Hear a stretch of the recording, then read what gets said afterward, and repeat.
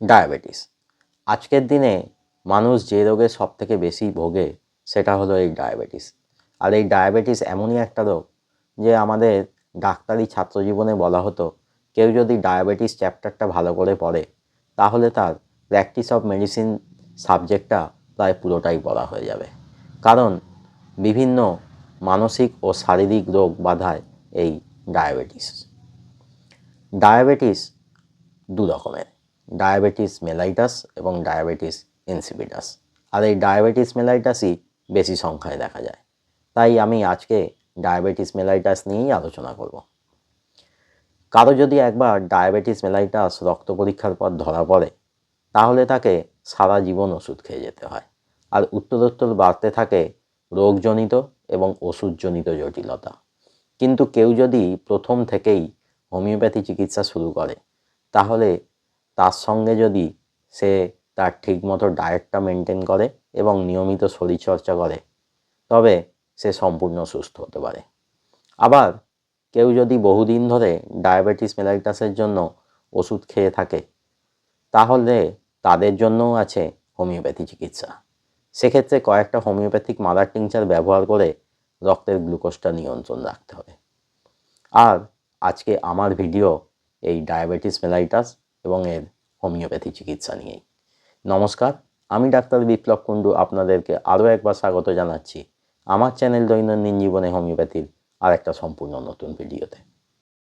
প্রথমেই একটু diabetes mellitus সম্পর্কে জেনে নেওয়া যাক। ডায়াবেটিস মেলাইটাস কখন বলা হবে? যখন আমাদের রক্তে স্বাভাবিক শর্করা বা গ্লুকোজের পরিমাণ বেড়ে যাবে তখন সেটাকে ডায়াবেটিস মেলাইটাস বলা হবে। এবার আমাদের রক্তে স্বাভাবিক শর্করা বা গ্লুকোজের পরিমাণ কত? খালি পেটে আমাদের শরীরের রক্তে স্বাভাবিক গ্লুকোজের পরিমাণ 70 থেকে 100 মিলিগ্রাম প্রতি ডেসিলিটারে। আর খাওয়া দাওয়ার পর, যেমন ভাত খাওয়ার 2 ঘন্টা পর বা 75 গ্রাম গ্লুকোজ খাবার 2 ঘন্টা পরে এই স্বাভাবিক শর্করার পরিমাণ হবে 140 মিলিগ্রাম প্রতি ডেসিলিটার রক্তে। এর থেকে 10-20 মিলিগ্রাম বেশি হলেও সেটাকে স্বাভাবিকভাবেই ধরা যেতে পারে, কিন্তু অনেকেই সেই সময় ওষুধ চালু করে দেন, কারণ এই ডায়াবেটিস মেলাইটাস নিয়ে গোটা পৃথিবী জুড়ে একটা ব্যবসা চলছে। যাই হোক, এবার জেনে নেওয়া যাক ডায়াবেটিস মেলাইটাসের লক্ষণগুলো কী কী। প্রচুর জল তেষ্টা পাওয়া, বারবার প্রস্রাব পাওয়া, খিদে খুব বেড়ে যাওয়া কিন্তু রোগা হয়ে যাওয়া, কেটে ছড়ে গেলে সহজে না শুকোনো, খুব দুর্বল লাগা, চোখে ঝাপসা দেখা। এছাড়া ডায়াবেটিস মেলাইটাসের জন্য শরীরের যে যে অঙ্গ অ্যাফেক্টেড হয় সেই অঙ্গের রিলেটেড লক্ষণ দেখা যেতে পারে। এরপর ডায়াবেটিস মেলাইটাস কয় প্রকার? ডায়াবেটিস মেলাইটাস প্রধানত 2 প্রকার। প্রথম, টাইপ 1 ডায়াবেটিস মেলাইটাস। এটা আমাদের শরীরের অটোইমিউনিটির জন্য হয়। আমাদের শরীরের ইমিউনিটি পাওয়ার ভুলবশত প্যানক্রিয়াস বা অগ্নাশয়ের সেই সমস্ত কোষকে আক্রমণ করে এবং ধ্বংস করে ফেলে যেখান থেকে ইনসুলিন তৈরি হয়। এটাকে অনেক সময় ইনসুলিন ডিপেন্ডেন্ট ডায়াবেটিস মেলাইটাসও বলা হয়। আর দ্বিতীয়, টাইপ 2 ডায়াবেটিস মেলাইটাস। এক্ষেত্রে হয় ইনসুলিন পর্যাপ্ত পরিমাণে তৈরি হয় না, অথবা ইনসুলিন তৈরি হলেও আমাদের শরীরের বিভিন্ন কোষ সেটাকে ব্যবহার করে না। এছাড়াও ডায়াবেটিসকে আরও কয়েকটা ভাগে ভাগ করা হয়েছে, যেমন maturity onset diabetes mellitus of young, latent autoimmune diabetes of adults, gestational diabetes mellitus ইত্যাদি। এবার আসি ডায়াবেটিস মেলাইটাসের চিকিৎসা সম্পর্কিত আলোচনায়। ওষুধ খাবার আগে একটা ঠিকঠাক ডায়েট মেনটেন করতে হবে, যাতে করে শরীরে কম কার্বোহাইড্রেট বা শর্করা জাতীয় খাবার যায়। তাহলে কি কি খাবেন? প্রচুর পরিমাণে সবুজ শাকসবজি, যেমন পালং শাক, ক্যাপসিকাম, বিনস। আটা তৈরি খাবার, ওটস। কম চর্বি জাতীয় খাবার, যেমন বিভিন্ন ধরনের বাদাম, অলিভ অয়েল। প্রোটিন জাতীয় খাবারের মধ্যে মাছ, ডিম খাওয়া যেতে পারে। বিভিন্ন ধরনের ফল খান, বিশেষত জাম, কমলা লেবু, শসা ইত্যাদি। আর কি কি খাবেন না? মিষ্টি জাতীয় খাবার, আলু, ময়দার তৈরি খাবার, ভাজাভুজি খাবার যেমন তন্দুরি, পকোড়া, এছাড়া বেশি চর্বি জাতীয় মাংস খাওয়া যাবে না। প্রতিদিন অল্প অল্প খাবার বারে বারে খান। কমপক্ষে 3-4 লিটার জল খান। এর সঙ্গে অবশ্যই হালকা এক্সারসাইজ করুন। কমপক্ষে 30 মিনিট জোরে জোরে হাঁটুন। এটা প্রতিদিন করে যেতে হবে। এবার আসা যাক ডায়াবেটিস মেলাইটাসের হোমিওপ্যাথিক চিকিৎসা সম্পর্কিত আলোচনায়। প্রথমেই বলি, যদি কোনো রুগীর ডায়াবেটিস মেলাইটাস হবার পরে সে যদি অন্য কোনো ওষুধ খেয়ে না আসে, ধরুন সেই রুগী রুটিন ব্লাড চেক আপ করতে গিয়ে ডায়াবেটিস মেলাইটাস ধরা পড়েছে, শরীরে 2-1টি ডায়াবেটিস মেলাইটাসের লক্ষণ দেখা যাচ্ছে, তাহলে অবশ্যই সেই রুগীর টোটালিটি অফ সিমটমস নিয়ে যে কোনো একটা ডিপ অ্যাক্টিং পলিক্রেস্ট মেডিসিন পোটেন্টাইজড ফর্মে প্রেসক্রিপশন করে কনস্টিটিউশনাল ট্রিটমেন্ট দিতে হবে।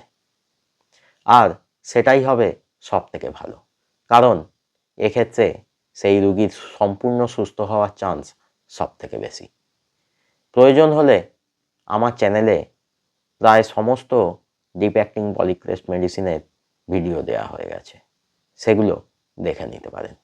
তবে নিয়মিত ফলো আপে থাকতে হবে। 1-2 মাস ছাড়া ব্লাডের গ্লুকোজ লেভেলটা দেখে নিতে হবে। এবার যাদের হঠাৎ করে দেখা গেল ব্লাড সুগার লেভেল অত্যন্ত বেশি এবং ইনসুলিন ডিপেন্ডেন্ট ডায়াবেটিস মেলাইটাস অর্থাৎ টাইপ 1 ডায়াবেটিস মেলাইটাস, বিভিন্ন ওষুধ খেয়েও ব্লাড সুগার লেভেল খুব বেশি কমছে না, ইনসুলিন ইঞ্জেকশন নিতে বলা হচ্ছে।